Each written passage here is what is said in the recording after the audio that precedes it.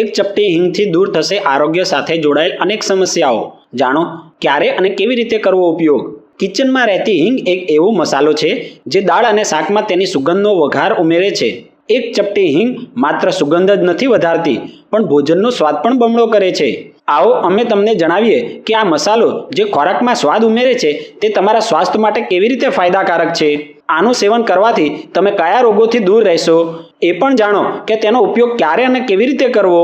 જો તમારી પાચન પ્રક્રિયા નબળી છે તો તેને ઠીક કરવા માટે હિંગનો ઉપયોગ કરો. હિંગનું પાણી તમારા પાચન માટે સારું છે. તેનું સેવન કરવાથી ટોક્સિન શરીરમાંથી બહાર નીકળી જાય છે. જો તમને હાઈ બીપીની સમસ્યા હોય તો હિંગનું સેવન શરૂ કરો. હિંગમાં રહેલ કેટલાક તત્વો લોહીના ગંઠાવાએ જવાને અટકાવે છે. આ સાથે તેના સેવનથી તમારા રક્ત પ્રવાહમાં સુધારો થાય છે. આ કારણથી હાઈ બીપીના દર્દીઓએ તેનું સેવન કરવું જ જોઈએ. જો તમે વધતા વજનથી પરેશાન છો તો હિંગનું પાણી પીવાનું શરૂ કરો. હિંગનું પાણી તમારા સ્લો મેટાબોલિઝમને મજબૂત બનાવે છે અને સુધારે છે, અને તમને વજન ઘટાડવામાં મદદ કરે છે.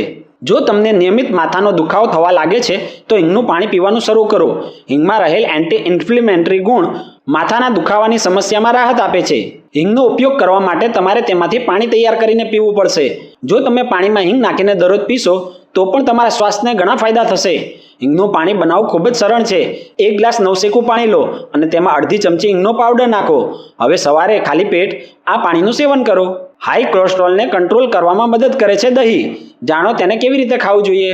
હાઈ કોલેસ્ટ્રોલની સમસ્યા આજકાલ દરેકમાં વધી રહી છે. સ્થિતિ એ છે કે ફેટ જમા થવાથી ધમનીઓ સંકોચાઈ જાય છે અને બ્લડ પ્રેશર પ્રભાવિત થાય છે.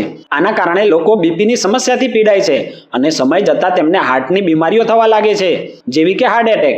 આવી સ્થિતિમાં એવો ખોરાક ખાવો જોઈએ જે કોલેસ્ટ્રોલ ઘટાડવામાં મદદ કરે. આવી જ એક વસ્તુ છે દહીં.